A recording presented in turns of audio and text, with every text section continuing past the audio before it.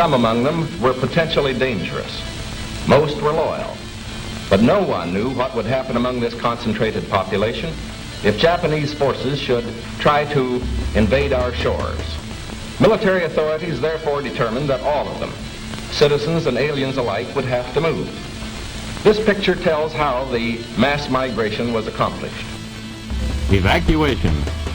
More than 100,000 men, women, and children, all of Japanese ancestry, removed from their homes in the Pacific Coast states to wartime communities established in out-of-the-way places. Their evacuation did not imply individual disloyalty, but was ordered to reduce a military hazard at a time when danger of invasion was great. 2/3 of the evacuees are American citizens by right of birth. The rest are their Japanese-born parents and grandparents. They are not under suspicion. They are not prisoners. They are not internees. They are merely dislocated people, the unwounded casualties of war. The relocation centers are supervised by the War Relocation Authority, which assumed responsibility for the people after they had been evacuated and cared for temporarily by the Army. A relocation center, housing from 7,000 to 18,000 people, the entire community bounded by a wire fence and guarded by military police, symbols of the military nature of the evacuation. Each family, upon arrival at a relocation center, was assigned to a single-room compartment, about 20 by 25 feet. Barren, unattractive. A stove, a light bulb, cots, mattresses, and blankets. Those were the things provided by the government. In 1942, the United States government forcibly relocated over 112,000 Japanese nationals and Japanese Americans to remote housing facilities called war relocation camps for the purpose of detainment, re-education, and forced labor. Of those interned, 62% were United States citizens. President Franklin Roosevelt authorized the internment with Executive Order 9066, allowing military commanders to designate military areas as exclusion zones. This power was then used to declare the entire Pacific Coast as an exclusion zone, forbidding people of Japanese descent to live within these areas, unless, of course, they were held in war relocation camps. In 1944, the Supreme Court upheld the constitutionality of these exclusion zones, and in 1945, after 2.5 long years of imprisonment, the interns were finally released. The United States government issued no formal apologies, but did present each former inmate with exactly $25 in cash and a train ticket home, if they were lucky enough to still have one. 43 years later, in 1988, President Ronald Reagan would sign a bill that formally apologized for the internment of Japanese Americans on behalf of the United States government, and finally granted reparations to survivors. The language of the bill stated that government actions of the 1940s internments were based upon 3 criteria: racial prejudice, wartime hysteria, and a failure of political leadership. So what is most important in this bill has less to do with property than with honor. For here we admit a wrong. Here we reaffirm our commitment as a nation to equal justice under the law. In 2001, following the attacks of September the 11th, our government again went into open roundup mode, detaining and imprisoning thousands of United States citizens, again seemingly based upon the same 3 criteria used to intern Japanese Americans: race prejudice, war hysteria, and a failure of political leadership. Let there be no argument. The United States government has put its own citizens in detention centers. The justifications for doing so range from personal prejudices based upon political and religious grounds to wartime frenzies and fears of future terrorist attacks. In a time of great crisis, the impossible becomes possible. Is it possible that internment camps are being built in the United States today? Is it possible that history will repeat itself?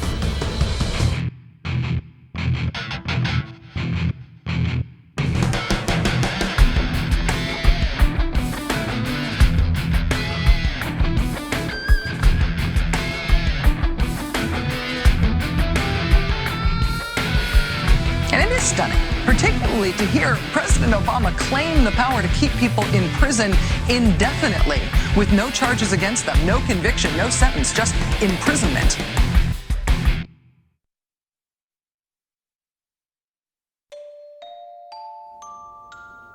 Well, we used internment camps here in the United States during World War II, and we interned Japanese Americans, or Americans, I should say, to be more correct, Americans of Japanese descent.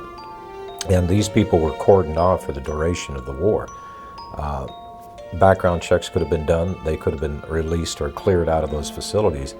But it was thought best, because there was so much animosity toward the Japanese for the attack on Pearl Harbor and subsequent deaths of U.S. soldiers, that these people just be kept out of sight in one of their detention facilities. On April 1st, 1979, by Presidential Executive Order 12127, the Federal Emergency Management Agency was created for the purpose of coordinating the response to disasters that have occurred in the United States and that overwhelm the resources of local and state authorities. Upon its creation, FEMA absorbed the Federal Insurance Administration, the National Fire Prevention and Control Administration, the National Weather Service Community Preparedness Program, as well as several other federal-level preparedness programs. FEMA was also given the responsibility for overseeing the United States Civil Defense, a function which had previously been performed by the DoD's Defense Civil Preparedness Agency. In 2003, FEMA became part of the Department of Homeland Security's Emergency Preparedness and Response Directorate. FEMA follows three simple directives. 1. National emergency recovery. 2. Continuity of government. And 3. Combating perceived threats to the existing social and political order.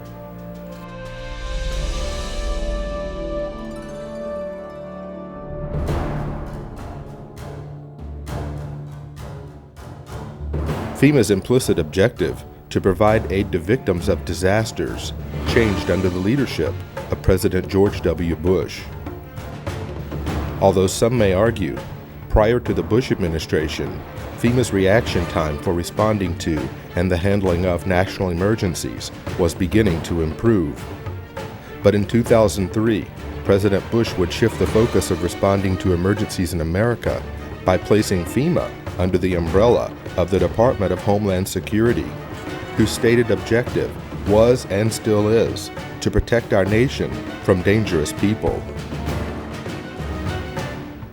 Did the Bush administration's war on terror mentality take priority over the government's emergency response to provide aid to victims during a national disaster? We're fighting evil. And I remember my first words to him were, Mr. President, my estimate is that 90% of the population of New Orleans has now been displaced. 90%? Yes, sir, I believe it is that bad. That's how bad it is. I really thought that would get just the whole mechanism of the federal government to come charging in, is once again this mentality that it's a natural disaster. It's a hurricane. It's not Al-Qaeda. The most important job of government is to protect the homeland. In the midst of a searing heat wave, Jefferson County residents lined up in their cars for food and water, wondering what took so long. Slow.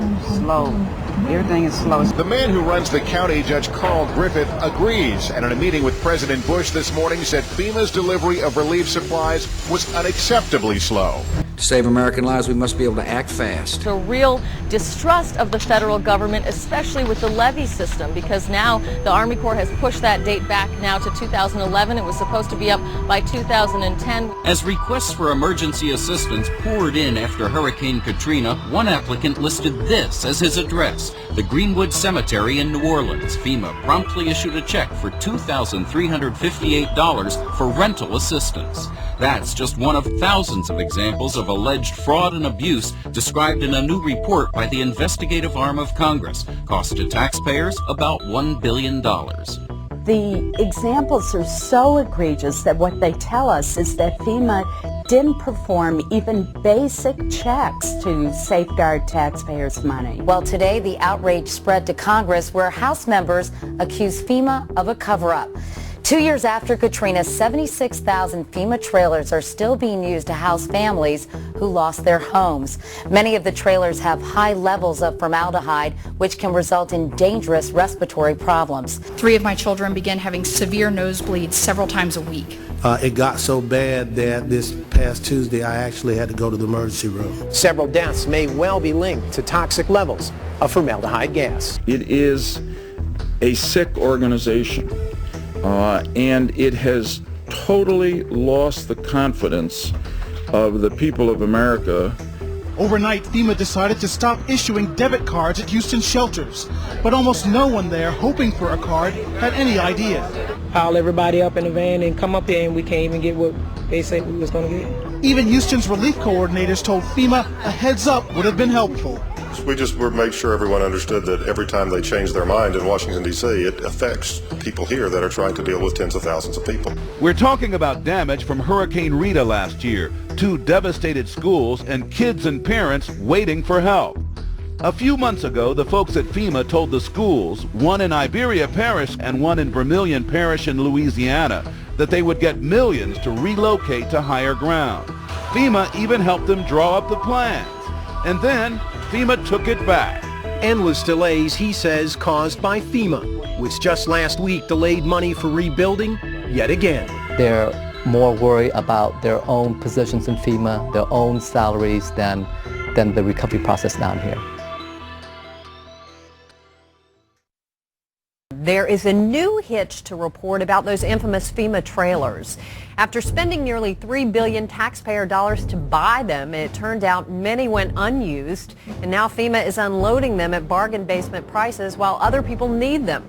After a lengthy investigation, the congressional architects of the Department of Homeland Security concluded today that FEMA, the agency that is supposed to respond to hurricanes and national disasters, should be taken out of the mammoth Homeland Security bureaucracy, disbanded, then put back together in a better way and placed under direct control of the president during emergencies. A Senate report on the government's response to Hurricane Katrina says FEMA is so far beyond repair that the agency should be scrapped.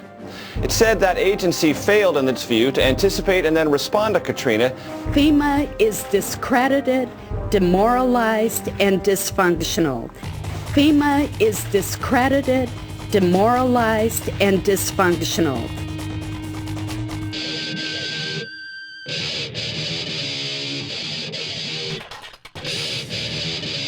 In the mid-1970s, the discredited federal government was more scared of the public than ever, coming off the years of Richard Nixon.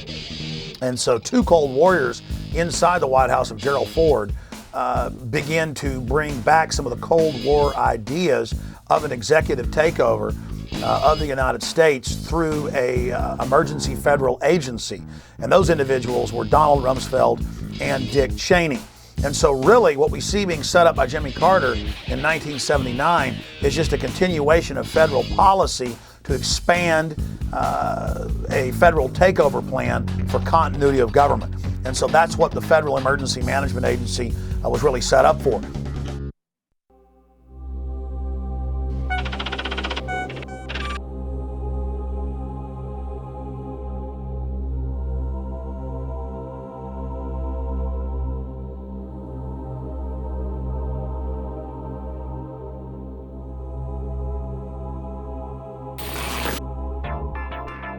Colonel North, in your work at the NSC, were you not assigned at one time to work on plans for the continuity of government in the event of a major disaster?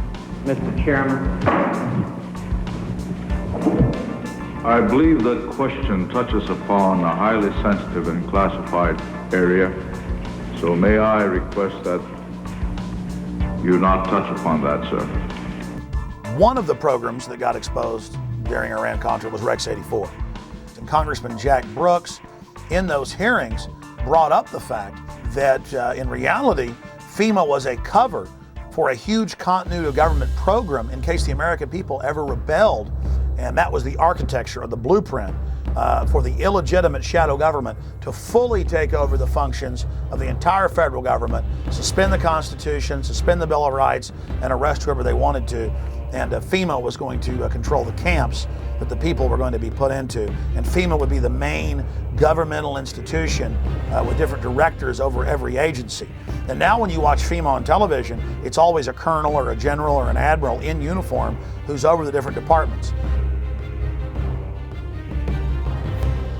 The martial law portions of Rex 84 were outlined in a 1982 memo written by FEMA Deputy John Brinkerhoff. Martial law was to be declared in the event of a national crisis, yet the plan did not define the term national crisis. The plan allowed FEMA to take control of both federal and state governments, appointing military commanders to replace duly elected officials. The plan also called for the rounding up of at least 21 million American Negroes for delivery to numerous military bases converted into prison centers, also known as FEMA relocation camps. Why? Because at that time, African Americans were classified as one of the largest threats to the continuity of the federal government. Who does the federal government consider the biggest threat these days? The convergence of globalization and technology has created a new brand of terrorism. There were persons who, for whatever reason, came to view their home country as the enemy. The kind of right-wing, religious-based domestic terrorism. Disturbing news tonight about homegrown terror. Part of this is big change in the White House, a new cultural experience, and some of the crazies are coming out of their closet. Right now, it looks like there is no connection between the men arrested and any known terrorist cell. Homegrown. Homegrown, I should say. Folks, we've got a very serious situation here. I'm holding what is called the right-wing extremism, current economic and political climate, fueling resurgence and radicalization and recruitment.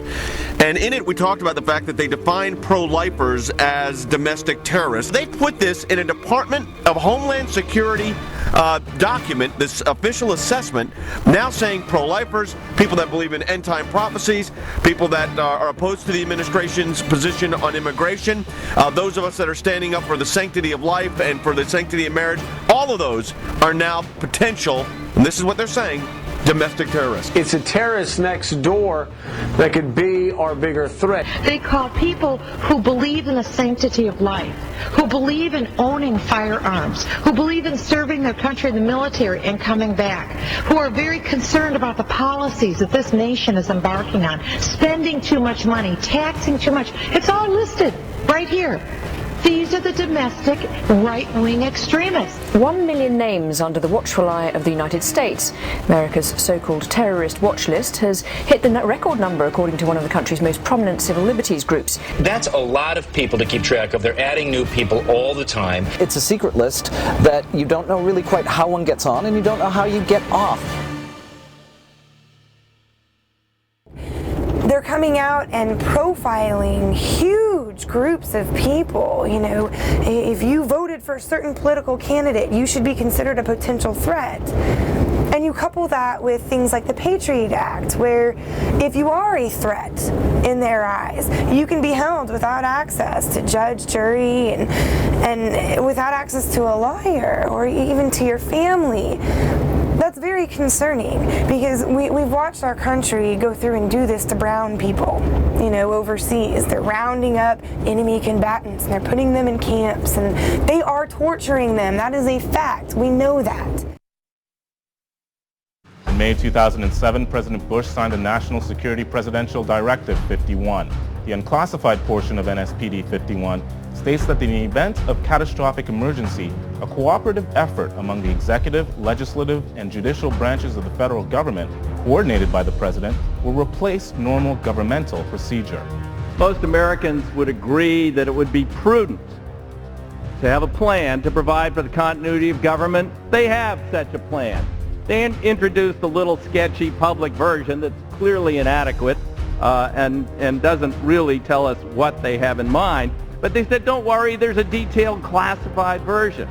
But now they've denied the entire Homeland Security Committee of the United States House of Representatives access to their so-called detailed plan to provide for continuity of government. They say, trust us. Trust us? George W. Bush or Barack H. Obama, the corruption, the tyranny just expands like PDD 51, where the president says, Congress, you have no authority over any way the government runs ever again during an emergency. The presidency runs everything. You are literally titular. You are a figurehead. You are ceremonial. And congressmen then on the Homeland Security Committee, as high a level clearance as the president, said, we want to see the entire PDD 51. And the White House says, no, you don't get to see it because PDD 51 removes you from that process. This is high treason against the people. It is high treason to have the executive telling the Congress, you can't see Presidential Decision Directive 51. You can't see its accompanying executive order. You don't have any authority over anything anymore. FEMA is dysfunctional. This is high treason against the people.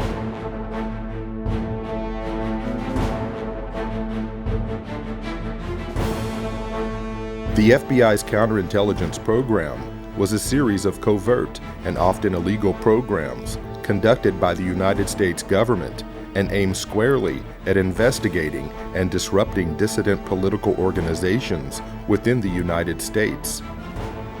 According to a Senate Select Committee study chaired by Senator Frank Church, and including such members as Phil Hart, Walter Mondale, and Barry Goldwater, the FBI's motivation for conducting these programs was protecting national security, preventing violence, and maintaining the existing social and political order.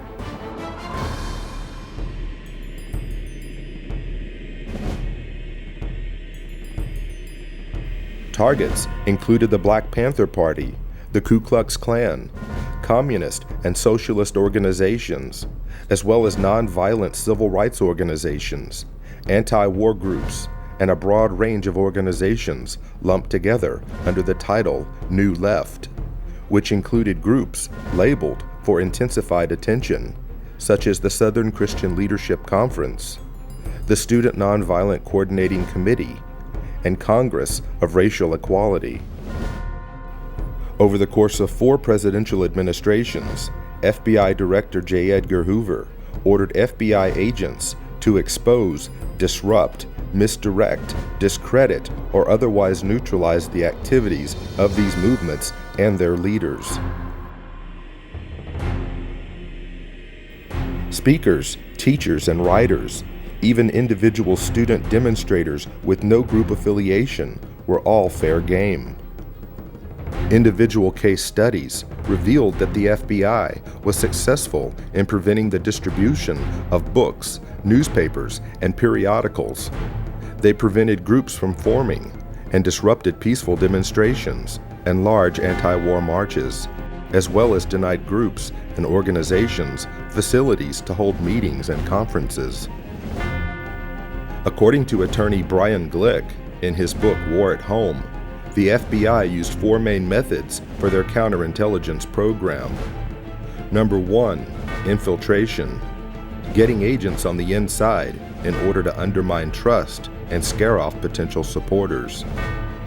Number 2, psychological warfare, planting false media stories, forging correspondence, making anonymous phone calls, spreading misinformation about meetings and events, setting up pseudo-movement groups run by government agents, and manipulating and threatening parents, employers, landlords, school officials, and others to cause trouble for activists. Number 3, harassment through the legal system. The FBI and police abused the legal system to harass dissidents and make them appear to be criminals. Officers of the law gave perjured testimony and presented fabricated evidence as a pretext for false arrest and wrongful imprisonment. They also discriminatorily enforced tax laws and other government regulations. Number 4, extralegal force and violence. The FBI and police threatened, instigated, and themselves conducted break-ins, vandalism, assaults, and beatings, all in the name of maintaining the existing social and political order.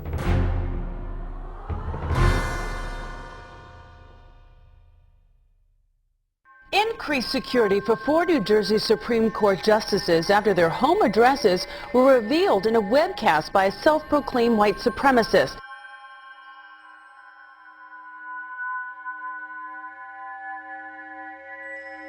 Welcome to the Hal Turner Show. Doesn't a noose symbolize hate, bigotry, division? Justice.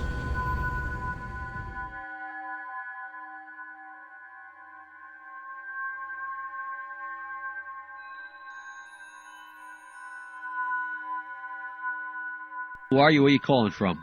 Hola, this is Pedro. Spick, From San Diego. don't call my radio show anymore, you filthy spick animal.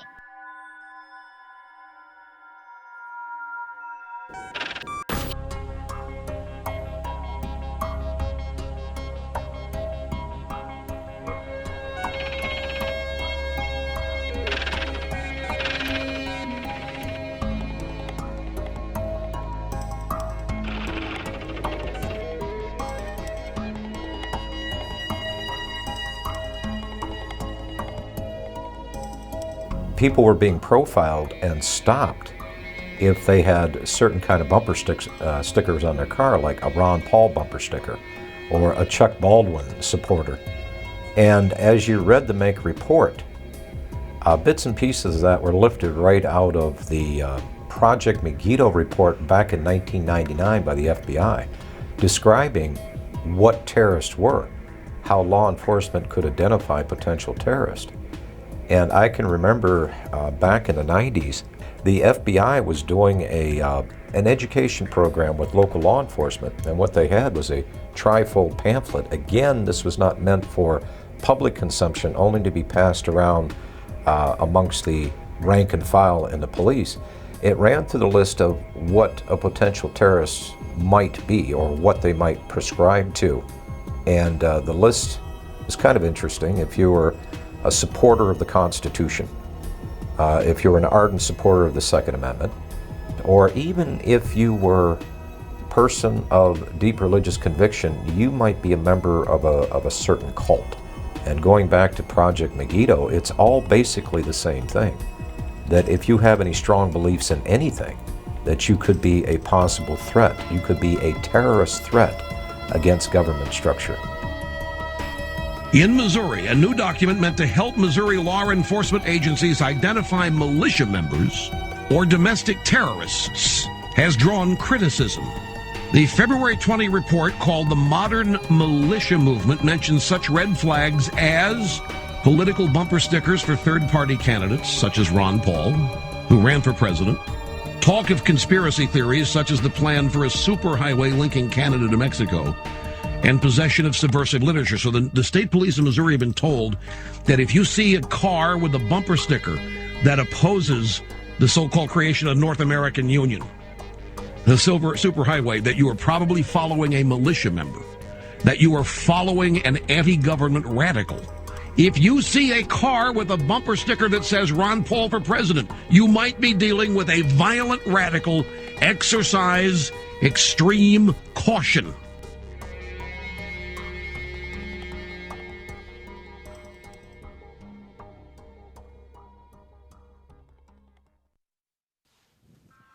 You're watching Camp Fema. We're going to go back to the film here in just a moment. But every week I am called by Salon, Newsweek, you name it, saying, Mr. Jones, what's your proof of FEMA camps? And then I give them the evidence that you see in this documentary. And we go over the Military Commissions Act and the fact that Halliburton was in the Houston Chronicle and Wall Street Journal getting huge government contracts to build these camps. And there's been congressional hearings about it. And they have the National Emergencies Centers Act. And they're introducing legislation to be able to arrest citizens and strip them of their citizenship and their rights and hold them in detention centers. We know about black sites and ghost sites overseas. And all of this evidence is in the film Camp Fema. It is vital that you share this link with everyone you know, and that you also support the filmmakers by getting a copy of Camp Fema American Lockdown at campfema.com or infowars.com. And of course, you can also download it in super high quality at prisonplanet.tv. Again, ladies and gentlemen, we are turning into a high-tech police state. They are setting up all these secret police powers, and Camp FEMA American Lockdown is something every American needs to see, but also people in other parts of the world, because this global corporate system is setting up the exact same type of archipelago of secret camps all over the world. And the same producers of Camp FEMA, William Lewis and, of course, Gary Franchi, have also released Don't Tread on Me, Rise of the Republic, that shows how the states can take back our nation and the difference between a republic and a democracy. Please support the filmmakers so they can make future documentaries by getting the DVDs at Infowars.com or CampFEMA.com. Now back to Camp FEMA.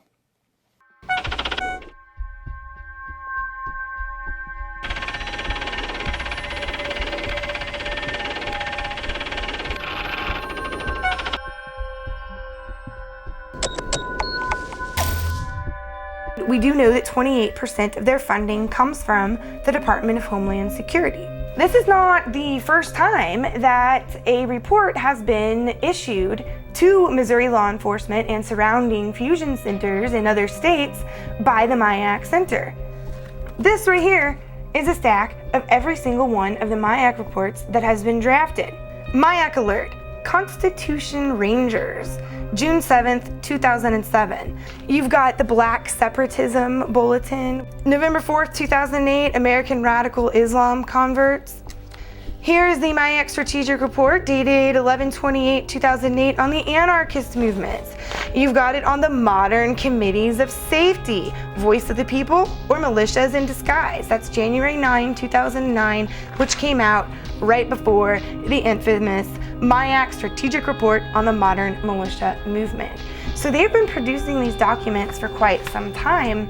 If the people profiled in this document could be considered a potential threat to law enforcement, that means they could be considered a potential domestic terrorist. And if you have the word terrorist attached to your name, whether it is domestic or foreign, the Patriot Act still applies to you, whether you're an American citizen or not. I remind you that before the Nazis began to persecute and incarcerate and kill and so forth the Jewish people in Germany, the first thing they did was label them as extremists and fanatics and all these kind of things and get the people conditioned against them. And then with the approbation of the general populace, they were able to unleash the fury of the state against them, and we all, of course, know what happened as a result of that.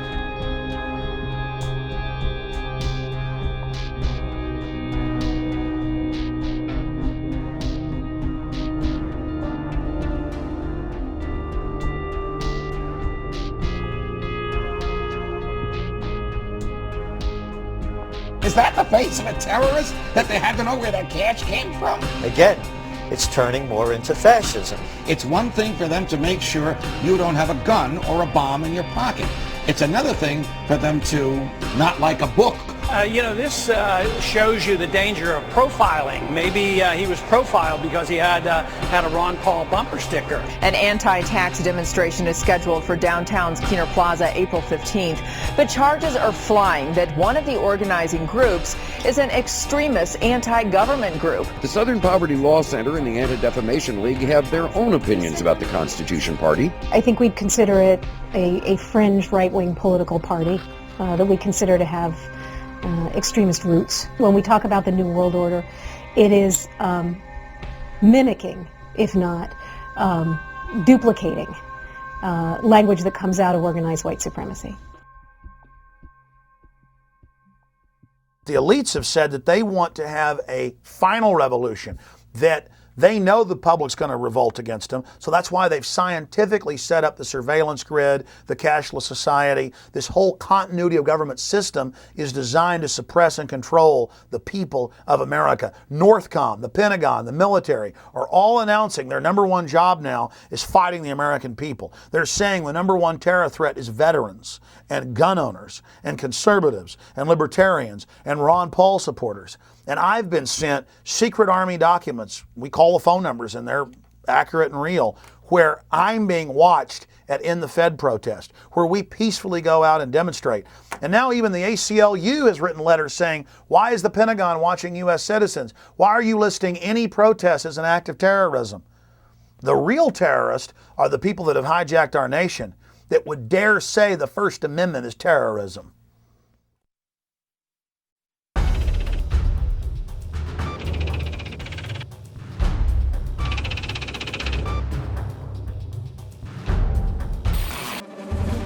Two new reports out document an alarming rise in the number of hate groups in the United States. The Southern Poverty Law Center's intelligence report found 926 active hate groups in the country. That's up more than 50% from just 2000.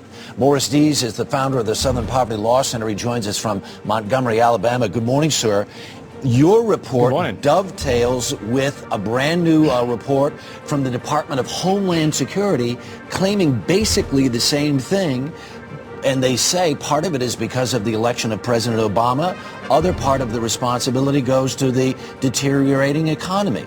The political climate, the election of Obama, the immigration issues that have faced the United States over the last 5 to 10 years, and now especially the economy, is almost causing a resurgence of what we saw in the days of Timothy McVeigh, almost a militia movement that's being reborn in the United States. Homeland Security says people who oppose abortion or worry about the threat of illegal aliens could pose a radical threat to America. It warns about groups and individuals dedicated to single issues like abortion, immigration, and gun rights, and even raises a red flag about veterans returning home from the wars in Iraq and Afghanistan. Does this report seem to lump in ordinary Americans who have real concerns about stuff with nutjob racists and anti-Semites? There's one thing that's glaringly missing here. No discussion about the real terrorists, the Al-Qaeda cell groups and others that are located inside the United States. It's all about domestic. It's not overseas. The most dangerous. It literally changes the entire focus for the Department of Homeland Security has been doing. I was passed by an Oklahoma City police officer vehicle. They slowed down, got in behind me, followed me for about 3 miles, and then pulled me over. When the officers approached my vehicle, they asked me if I knew why I was being pulled over, and I said no, I had no idea. And they said it's because of the sign in the back of your truck. And I said, my sign that says aboard Obama, not the unborn. And the officers said yes, that's why. Later that afternoon, I got a call from the Secret Service. They wanted to do a quick walkthrough of my house to make sure I wasn't some kind of radical racist. Why would Americans, under the guise and the threat of worldwide terrorism, why would they willingly give up or relinquish their rights to government when our rights did not come from government in the first place? Our rights merely came from God. They were enumerated by the government, put in the Bill of Rights as a reminder not to us, but those in power as to not violate them. And I know the history of government, not just American government, but the history of government well enough to know that most governments acquire power and they do not like dissent. We are losing our freedoms in the United States. Most Americans do not realize that we have free speech zones in the United States. I mean, talk about an oxymoron. You know, all of the 50 states are a free speech zone. You're an American. That by definition creates a free speech zone. We have freedom of speech because we stand up and say what we think, not because the Founding Fathers ratified the First Amendment in 1791. So if we're losing the free speech zones, the governments in general throughout history have tried to quell dissent by controlling the media, which we already have in this country, and by generating fear of confrontation. After Seattle, the feds said we can't allow protests anymore in America. It's too dangerous. That's why we're going to have free speech zones miles away from where the events are, in baseball fields, in church parking lots, where nobody can see you or hear you. You've got your First Amendment, but you've got it way over here miles away. That all started as a beta test in Seattle in '99 with the police, after they'd staged the riots, with hired anarchists, coming up to people saying nowhere in the city could they even wear a pin saying no WTO. And the police say, hey, First Amendment is suspended in Seattle, and the news pushed it like it was a good idea and the right thing to do. The lines are open. This is First Word, ladies and gentlemen. At 877-367-2526. Whatever's in your head, call and share it at this moment. Hello. Yeah, how you doing, Al? My name's Austin from Florida. I was recently looking around on the Army's website, army.mil, and I came across this document called the Civilian Inmate Labor Program. This was put out in 2005, and I was just like reading over the first couple pages. Just in the first couple pages, this document on the Army's own website talks about converting military bases and installations into giant prisons and establishing civilian inmate labor programs. Have you ever heard of this? No. This is on army.mil if anyone wants to look it up. Okay. It came out in 2005. Another conspiracy theory. This is on the Army's website, Yeah. sir. All right, so we're all going to be in prison, right? They're going to have prison Well, terms? I don't know, but I mean, obviously there's a document that has Yeah, there are lots of plans documents for it. in lots of places. But this is on the military's own website. Yeah, okay. There. Yeah. Army.mil. Okay. I'm on army.mil. Says the link's broken. There's no such army.mil. Can you get to army? I can't get to army.mil.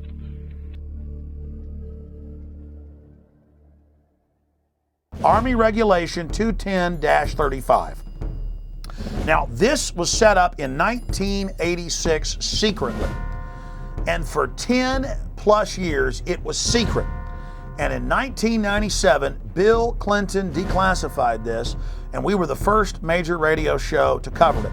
Since then, it's been expanded. This lists 12 camps to hold American citizens that have been built by the United States Army.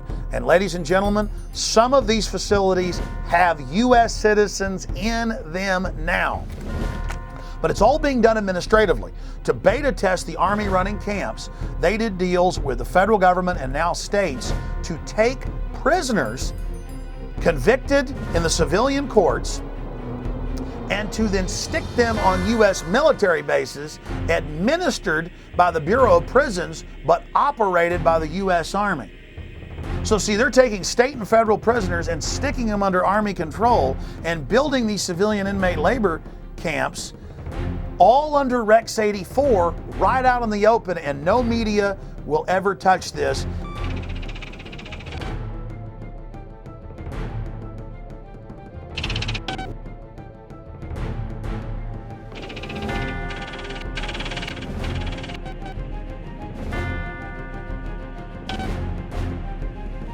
Beginning in October, the Army plans to station an active unit inside the United States. Under NORTHCOM and under the new Homeland Brigade, that was first going to be 3,000, and then 20,000, and then 40,000. The 3rd Infantry Division's 1st Brigade combat team has spent 35 of the last 60 months in Iraq. Combat-hardened troops who've been running camps and centers in Iraq are now coming back to the United States to, quote, carry out law enforcement actions. The Army unit may be called upon to help with civil unrest and crowd control. There has been some concern and some misimpressions that I'd like to correct. The primary purpose of this force is to provide help to people in need in the aftermath of a WMD-like event in the homeland. This force has got no role in civil disturbance or civil unrest, any of those kinds of things. The Army Times reporting, quote, they may be called upon to help with civil unrest and crowd control or to deal with potentially horrific scenarios, end quote. NORTHCOM, the Northern Command that came into being in October of 2002, when that came in, people like me were concerned that the Pentagon was going to use its forces here in the United States, and now it looks like, in fact, it is, even though on its website it says it doesn't have units of its own. Now it's getting a unit of its own. And the Army Times said during civil unrest inside the United States that the Army's new job would be engaging the American people. The Posse Comitatus Act of 1878 generally prohibits federal uniformed services from carrying out domestic law enforcement duties, except in cases expressly authorized by the Constitution or an act of Congress.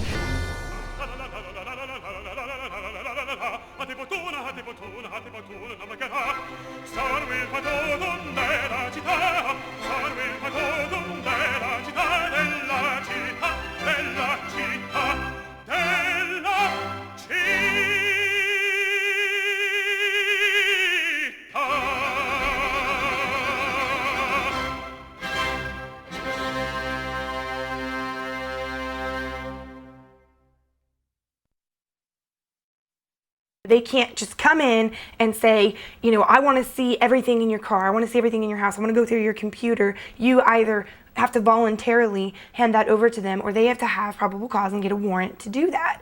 So it's very clear that the government does not have the authority to be spying on us. That was not the intent of our founders when they created this system of government. Over the last decade, we've seen the introduction and enactment of some of the most dangerous legislation ever to be conceived by our elected officials, who have not forgotten who they serve, but only now reveal to the American people, through the fruit of their own actions, that our rights and our freedoms are secondary. The USA Patriot Act allows for American citizens to be picked up and incarcerated indefinitely without charges, and allows law enforcement to conduct warrantless and secret searches of Americans' property and possessions. The Military Commissions Act dissolved the cornerstone of our Constitution by removing the writ of habeas corpus, allowing the permanent imprisonment of enemy combatants, and disallowing petitions to the court to know why you've been locked up in the first place. Although never passed by the Senate, the Violent Radicalization and Homegrown Terrorism Prevention Act shows us the mindset of our leaders in Washington. If passed into law, the bill would make public demonstrations and protesting into an act of terrorism, and label the organizers as thought criminals and potential homegrown terrorists. Now that the federal government has the authority to sneak, snatch, and lock up its own citizens, a new bill has been introduced by Congress that gives the feds a place to hold those outspoken dissenters and potential domestic terrorists. The National Emergency Centers Establishment Act, or H.R. 645, allocates military bases to be converted into FEMA emergency centers. It also mandates that these camps be built complete with public works, medical, and educational facilities, just like the Japanese internment camps of the 1940s. Why is the media on one hand saying there are no FEMA camps, but on the other hand, legislation has been introduced to build them? H.R. 645, titled the National Emergency Centers Act, directs the Secretary of Homeland Security to establish national emergency centers throughout the United States. It's all being done for your own good. The bill directs these camps to be built in existing military installations, whether operational or not, for the stated purpose of providing temporary housing and to meet other appropriate needs as determined by the Secretary of Homeland Defense. Here's H.R. 645 legalizing what has already been developed, what's already been paid for by FEMA. And that is these FEMA camps for everybody's safety, these FEMA camps for everybody's comfort, these FEMA camps that the people need during emergencies. The government doesn't build things that are not needed or that there aren't contingency plans that say there's a reason for them. Also, it's been reported by WorldNet Daily that the Department of Homeland Security has already awarded nearly a $400 million contract to Halliburton to build some temporary detention centers on an as-needed basis. We know this is their main attack profile, is old, shut-down bases. And so you go point them out and go, look, the barbed wire's facing in, or look, this is a designated FEMA camp. And they say, well, where are the people? Where are the people in the camp?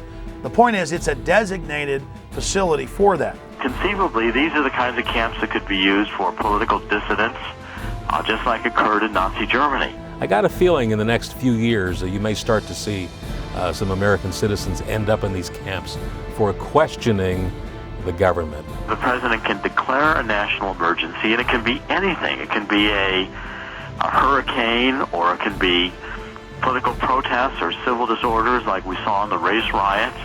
I think the government's anticipating that there's going to be a increased reaction against the economic downturn, and this could lead to the kinds of street riots and protests we've seen in countries such as France. If we do not have a government which is controlled and limited by the Constitution, then our personal motives and preferences are irrelevant. It doesn't matter if you have freedom of speech if you're in a FEMA concentration camp. It doesn't matter. You're certainly not going to be allowed to have a gun inside a concentration camp. And all of our rights are predicated on a free America. And if we don't have a free America, all of the other questions become moot. Don't these companies have a responsibility morally if they're in there building camps and building shackles and building barbed wire facing in to speak out and say this is unconstitutional in the United States? Well, of course they do. But Kellogg Brown and Root was connected to some of the contracting that went on at Camp X-Ray, Guantanamo Bay in Cuba. So this is their business. I talked to the Department of Homeland Security spokespeople, and they affirmed the contract with this KBR, the former Halliburton company, was in place. The Department of Homeland Security was ready to build these contingency as needed detention centers anywhere in the country in the event of any kind of a national emergency, including natural disasters or, again, riots or protests. Just because you think someone might commit a crime doesn't mean that they have done anything, and does not mean that you have the right to punish them for what you think they are going to do. You know, in our system of government, you're supposed to be innocent until you are proven guilty, not guilty until you're proven innocent. And so if you can be declared guilty or potentially guilty before you even lift a finger, that is bordering on thought crime. That is bordering on punishing people for pre-crime.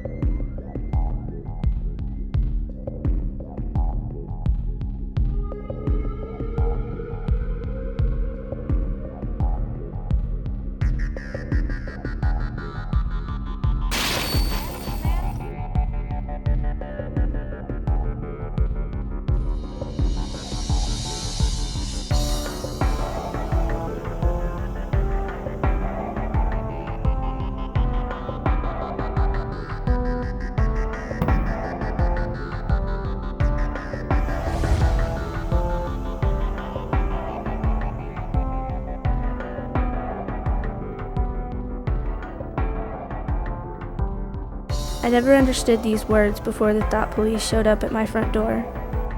Liberty isn't something that we touch or feel or grasp in our hands. You can't taste it or smell it or hear it. It doesn't have a particular shape or size or color. It's intangible, elusive, and in constant need of nurturing, or else it withers and dies on the vines of tyranny. Modern tyranny is a lot more sophisticated than the Hitlerian or Stalin-esque things we've seen in the past. But even in Hitler's day, they knew how to sell it. And they advertised the camps as, hey, look, people don't like you here in the Warsaw Ghetto. You're not allowed to have jobs. You're not allowed to work. Get on the trains. We're coming to take you to a safer place where you're going to be able to work and be amongst your own people. They put them on trains, took them to the camps, killed the old and infirm, worked the other people to death. And they advertised, hey, we're going to delouse you, going to give you a shower, march right in here.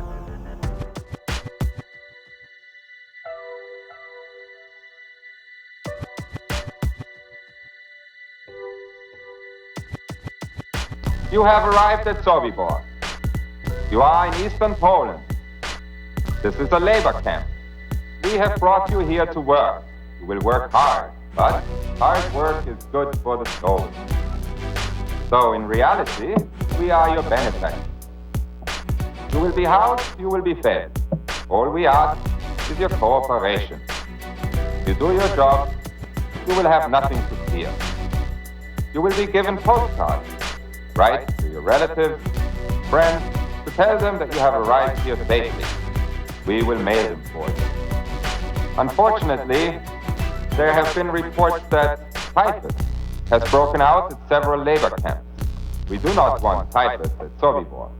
Therefore, first you will be taken to the shower facility, where you will each have a hot shower.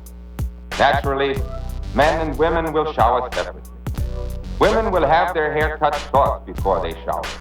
While you are showering, your clothing will be disinfected. Remember, the better your behavior, the easier your stay will be. As they roll this system out, this total federalization out, they're selling it as if the FEMA camp is a place that the disadvantaged and the poor and the illegal aliens, as the economy collapses, will need to come, will need to stay.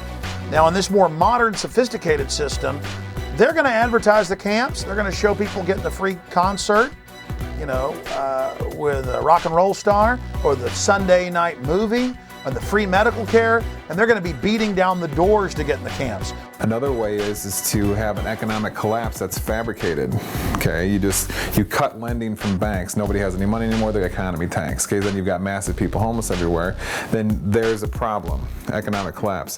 The reaction is people get desperate and need a home. Solution is we present the home to you, which is the FEMA camp, which will be advertised as a wonderful place. Of course, it's a lie. So what you have there is they fabricate a problem to create reactions, which gives the solution they originally wanted in the beginning, which was to get everybody into the FEMA camps. That's how this is the story of history. It's happened over and over and over.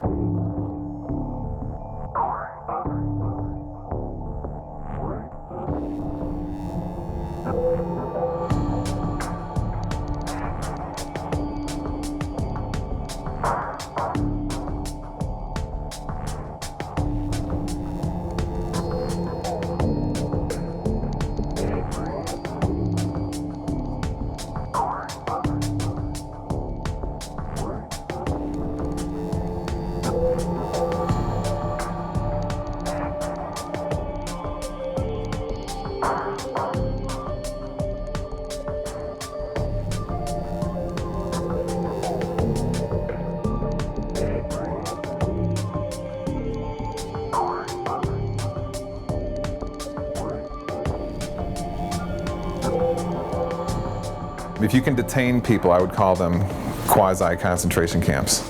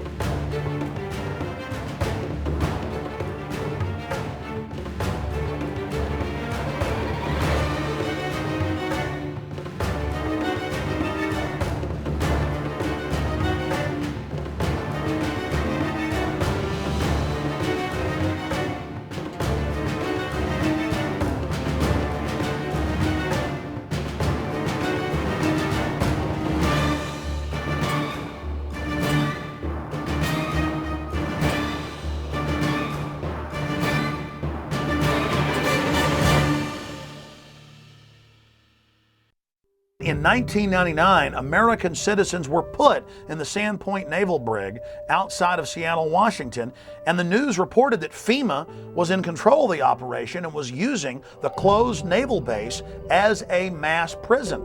And the people were put in plastic handcuffs and taken indoors, inside warehouse areas that had barbed wire fences, porta potties, and cots. The same system we saw set up at Pier 57 a few years later in 2004 for the Republican National Convention in New York City. Convention protest groups are not happy with what they call a clandestine detention center. We discovered officers that had to spray tear gas to control one protester, and then at least 4 officers held down another protester. The recent discovery of a makeshift jail in Denver's warehouse district is causing outrage among some. It's a warehouse filled with makeshift jail cells to be used if there are mass arrests. It was apparently constructed to hold DNC protesters. Those cages are for the safety of law enforcement agents and those who are arrested, but Recreate 68 calls this place a concentration camp, unfit and inappropriate. We don't need another gulag or stalag or prison, whatever you want to call it, to house people who just want to express an opinion of a better world. That's why we have the protests.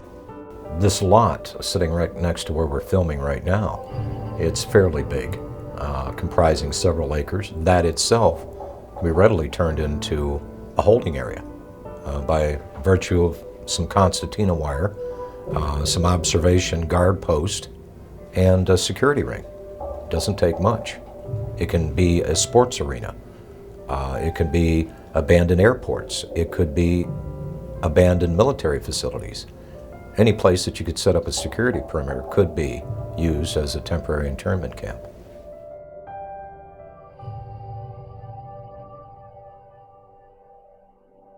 Well, it's recording.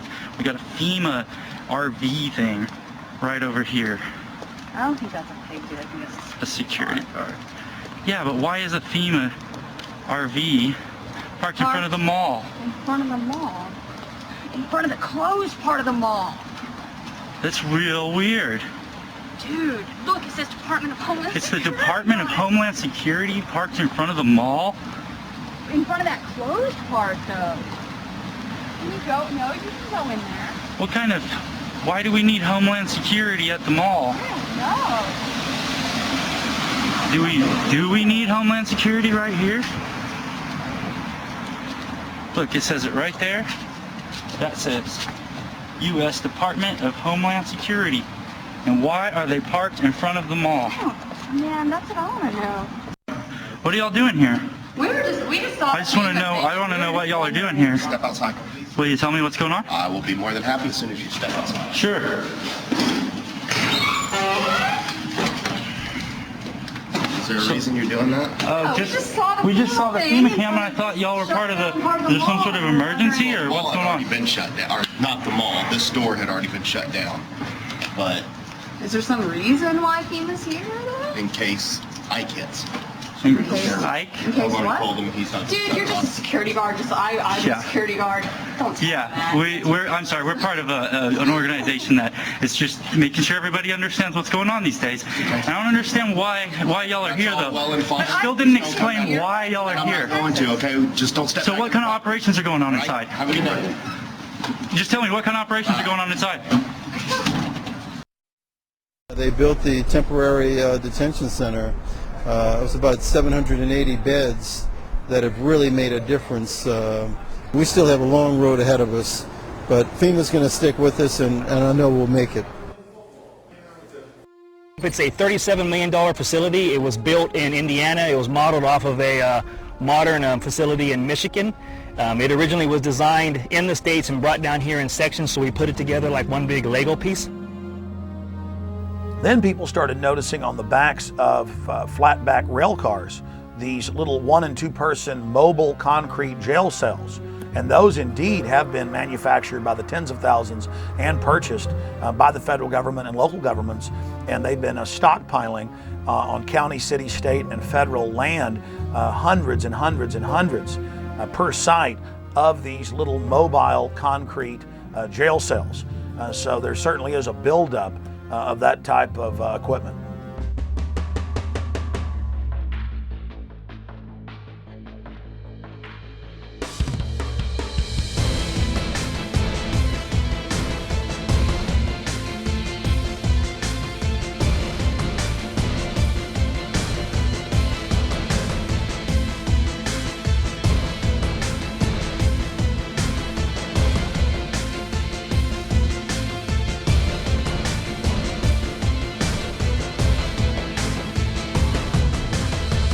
Several years ago, the military issued a challenge to create a faster and better razor tape.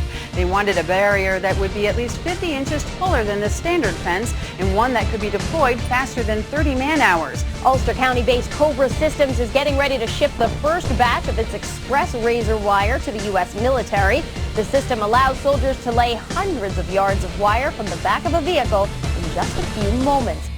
This is more of an action of a country that has gone absolutely berserk, that they feel that they would have to jail their own citizens, that the government would fear its own people so much that they would be talking about detaining people or incarcerating them or vetting them or investigating them or whatever. This whole thing has been turned on its head. So anytime that you can demonstrate the power of government and you want to condition people into a way of thinking or to intimidate them or make them fearful, do actions that are going to put the fear of government and authority in people's hearts, strike that chord and make them shut up. Just when people in this country should be doing exactly the opposite, because I don't even recognize this country anymore. Attention, attention, attention. American forces are here to help.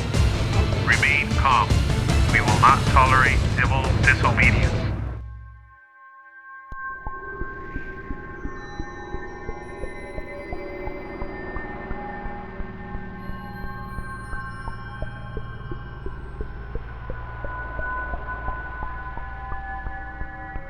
Military Occupational Specialty Internment Resettlement Specialist.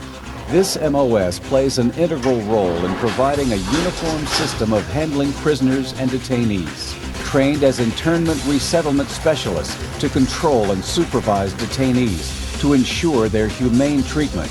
For this job, the Army will train you to use specialized equipment to monitor activity, to conduct searches, and to inspect areas where prisoners work and live. Here, you'll train to in-process prisoners and detainees and to brief them on their rights.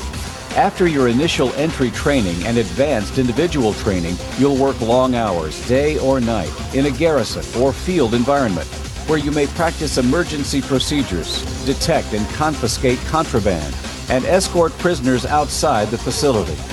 Military Occupational Specialty Internment Resettlement Specialist.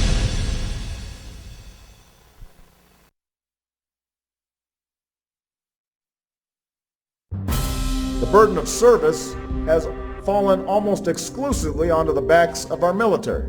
And that's why I won't just ask for your vote as a candidate. I will ask for your service and your active citizenship when I'm President of the United States. Citizenship is not an entitlement program. It comes with responsibilities. A young person joining our military must know that we will only send them into harm's way when we absolutely must. We need to ease the burden on our troops while meeting the challenges of the 21st century. People of all ages, stations, and skills will be asked to serve. Because when it comes to the challenges we face, the American people are not the problem, they are the answer. We cannot continue to rely only on our military in order to achieve the national security objectives that we've set. We've got to have a civilian national security force that's just as powerful, just as strong, just as well funded. Everybody somewhere between the ages of 18 and 25 will serve 3 months of basic training and understanding in a kind of civil defense. That universal sense of service, somewhere between ages 18 and 25, will give Americans, once again, a sense of what they are to be American and their contribution to a country and a common experience. We were taught, my brother and I, is that you have an obligation to give back. That's why community service has been such a big part of my life. Our troops need to know that we're making the same commitment to this country that they've made. I love Obama.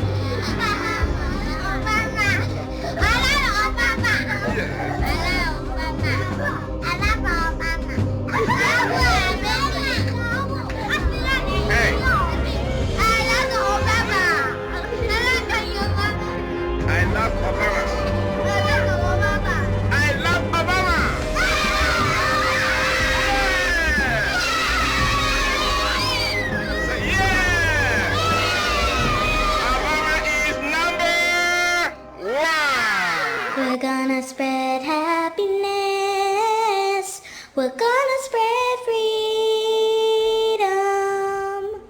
Obama's gonna change it. Obama's gonna lead 'em.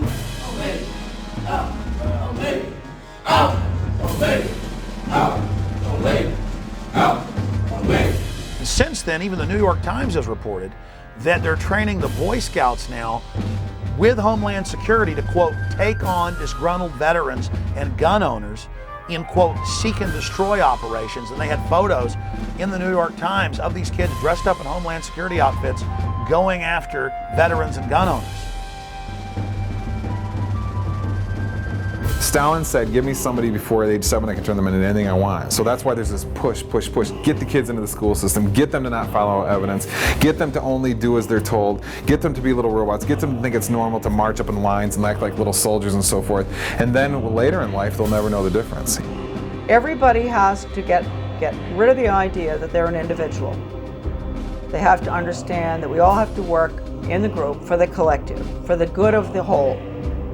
Not for the good of your child or for the good of the teacher, for the good of the whole. If you have to give up some of your most cherished beliefs, and that they have to train you to give these up because it's going to be for the good of the whole, you give it up. What this legislation does then is to help harness this patriotism and connect deeds to needs. We cannot continue to rely only on our military in order to achieve the national security objectives that we've set. We've got to have a civilian national security force that's just as powerful, just as strong, just as well funded.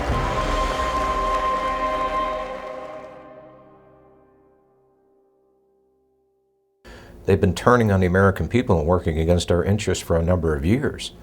And the people that you may be seeing that are going to be targeted to be put into these camps, these dissidents, these disenfranchised, disaffected people,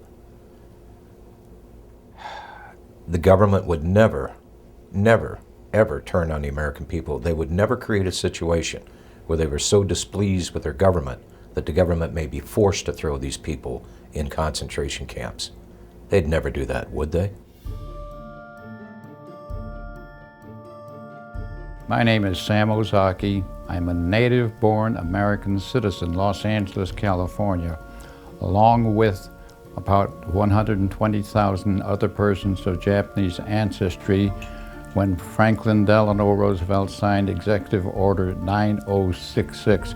We were all rounded up like cattle and placed into America's concentration camps.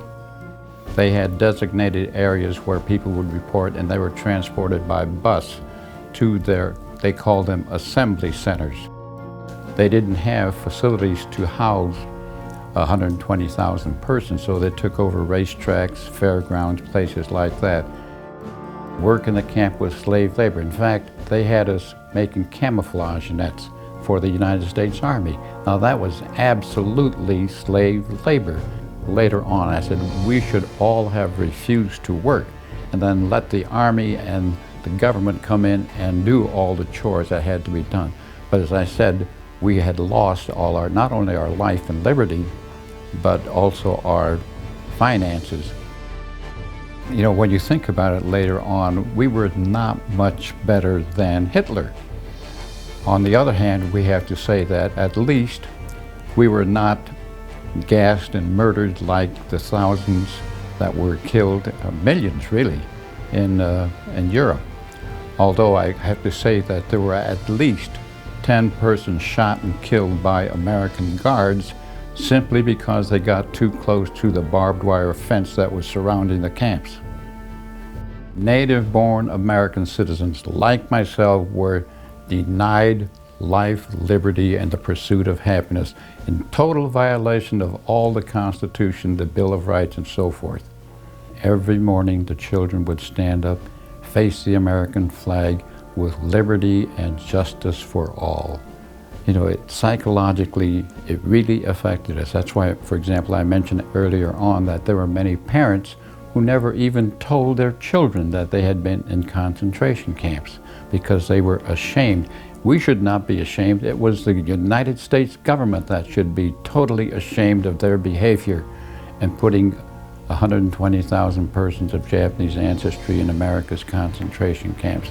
And you have to be alert because it can happen again.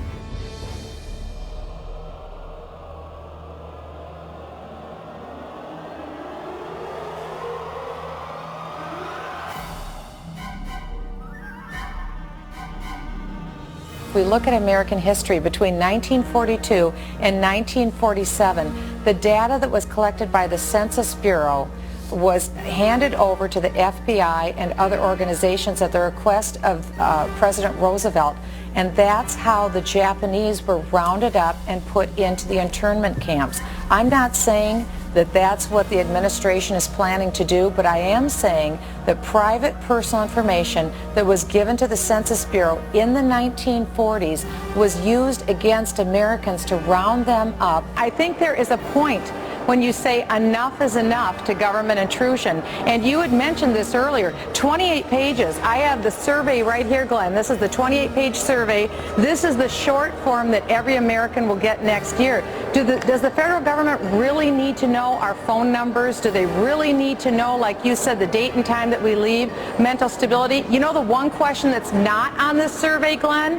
Are you a U.S. citizen? I am just not comfortable with the way this census is being handled, with associating with ACORN, with the questions that are being asked, with Americans being compelled to give this information. How will this be cross-checked? Will it be held privately? It's up to a $5,000 fine. They're saying that if somebody who is connected with ACORN, now working for the U.S. Census, shows up at your door, knocks on it, and demands to know your race, your employment status, the name of everybody in your household, whether you've ever received food stamps, and your phone number, and everybody else's phone number, and you say, I'm not really comfortable giving that to you, you're going to get fined $5,000. The United States government between 1942 and 1947 passed the Second War Powers Act. They used the U.S. Census information to round up the Japanese and put them in the internment camps. Okay. Americans were told that they wouldn't have their information used against them. They did.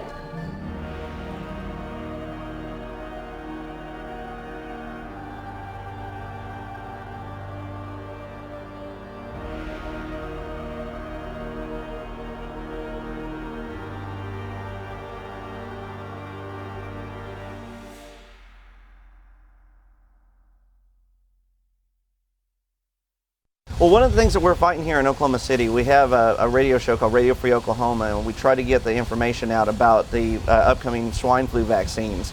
You hear that Northcom is coordinating with Fema to work for the mandatory vaccinations. There's all the legal framework in place through the Patriot Acts and the Emergency Medical Powers Act to force these vaccines on people. And then if you deny it, you know, where are you going to go? Well, they say that you can be charged with a felony or put into a quarantine area. Now it's starting to come into view how these camps could be used. Well, today we're in a circumstance where the economic and the political dynamics are pushing America and the whole world into a crisis dynamic. This crisis is being created through the process of sustainable development policy. Several things are occurring. One is that our system of justice is being changed. We're shifting from equal justice, where every human being has certain unalienable rights to life, liberty, and property, etc., to a system of social justice where no one has any such right, but where people are judged based upon the group that they're part of. Previously, there have been several reports, such as the MIAC report in the state of Missouri, but this is the first time that a report such as this actually named individuals. Once you label someone in a derogatory manner, an extremist, a potential militia member, terrorist, whatever term is used, for some people the moniker will remain. Before you can persecute people, before you can incarcerate large numbers of people, you have to marginalize them. You have to create the image that these people are dangerous to society, or they're extremists or radicals, call them what you will, but marginalize them from the mainstream of society, and so that at that point the rest of society will accept the persecution that might result upon this group. It's been an age-old strategy that's worked in every totalitarian regime in the history of the world. And that's why we're concerned here in the United States when we see this kind of marginalization going on about people who voted for Ron Paul or people who voted for Chuck Baldwin. Why are they being marginalized? Why are they being singled out as a potential danger to society? And I think it's shades of the strategies and tactics of totalitarian regimes in history past, and that should never happen in this country. The people in Washington, D.C. haven't represented what was on the American people's minds for a long, long time. They are the most disassociated, discombobulated, disconnected people on this planet. And they necessarily had to do that for all the violations of the Constitution that they've done. Just how far are you willing to go before you stand up and say no more to the federal government? Our founders actually intended for the federal government to be very small and limited, and that most of the service of government was to be done in the states. And so I think there's probably a growing conflict between states and the federal government. And I think there's some really good reason for the federal government to be concerned right now, because I think there are a lot of people in the United States that are beginning to say, where are we going to draw the line in the sand and say no more to the federal government?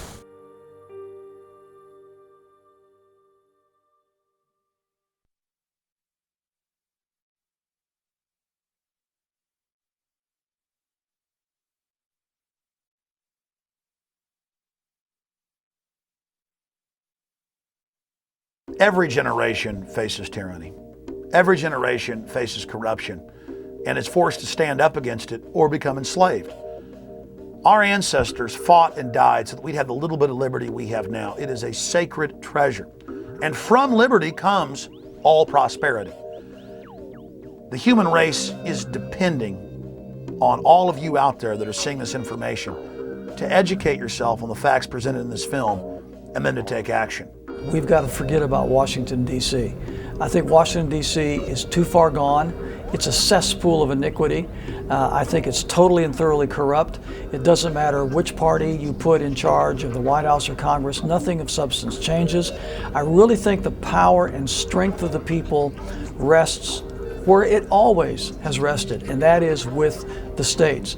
So we need to start putting some teeth into our state laws, and we need to be electing sheriffs that are going to protect us from federal agents when they initially don't understand this because their civics lessons weren't very good in school. The 10th Amendment very clearly says any authority not granted to the federal government by the Constitution belongs to we the people and the sovereign states that make up this union. The states had all the power. They gave some few powers that are listed in the Constitution to the federal government and kept all the rest for themselves.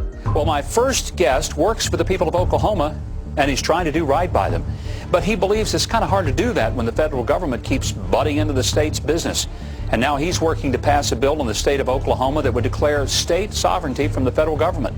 Well, the resolution is saying that the Constitution is the supreme law of the land and that it specifically delegates certain powers to the federal government, and all other powers are reserved to the people and the states, and that the federal government has increasingly moved out of that framework over the last several decades, and that they need to get back into that proper role. A number of states already have them. Many more are considering similar resolutions as a bulwark, proponents say, against the federal government handing down laws that they see as unfunded or unconstitutional. Ongoing pattern of overstepping its constitutional authority. Dozens of states are now considering resolutions asserting their sovereignty under the 10th Amendment in the Constitution, pushing back against Washington's intrusion into everything from land use to gun control. And there's really somewhat of an uprising in the states across the country is this federal law called the Real ID Act.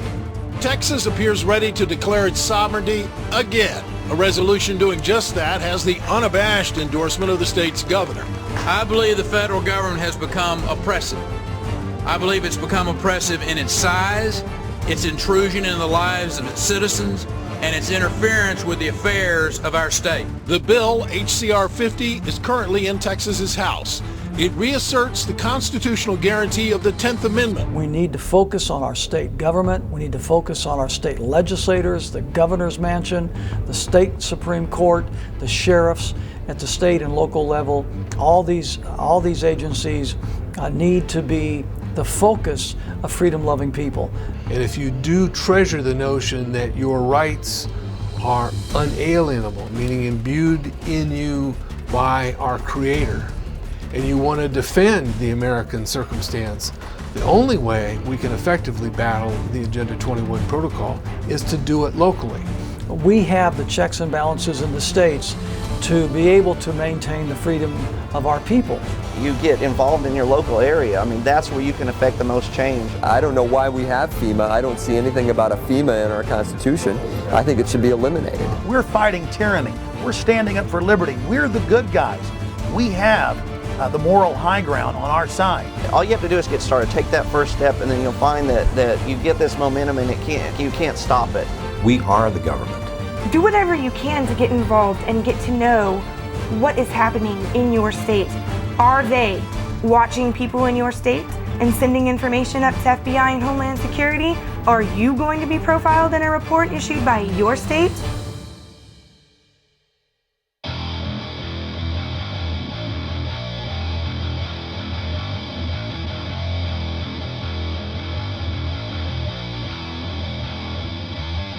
Just be alert, study your Constitution, learn all you can. I think there's certain basic organic documents that you need to become familiar with. I would start with the Mayflower Compact. The next one I would urge you to read is Patrick Henry's famous speech where he ended by saying, "Give me liberty or give me death." Certainly the Declaration of Independence is one it's a philosophical framework.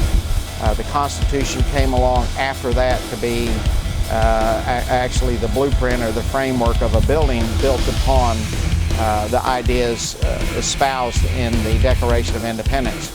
You must read the Federalist Papers and the Anti-Federalist Papers, Northwest Ordinance, George Washington's Farewell Address.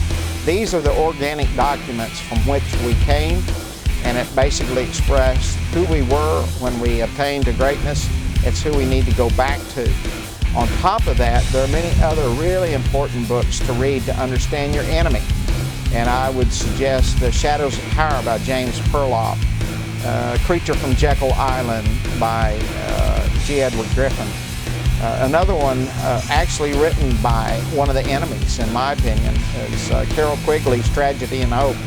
So read those books, study and all to know what we are, but also equip yourself with understanding of who your enemy is, because we're in a struggle for our future at this point in time.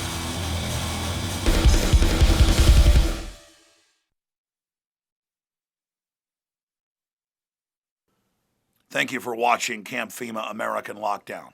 The information in this film is documented fact, but don't believe myself or the filmmakers. Research the information you've seen in this documentary and prove for yourself that it is a bona fide reality. And then please take action with this film and show it to everyone you know. And other documentary films available at campfema.com and infowars.com, like Don't Tread on Me, Rise of the Republic. When you purchase the films, you're also supporting independent citizen filmmaking and the alternative media that is now really discrediting the establishment. We have come so far together, and it's exciting for me to see other great filmmakers like William Lewis and Gary Franchi out there taking action. They couldn't have done this work without all of you out there supporting them, so I want to thank you.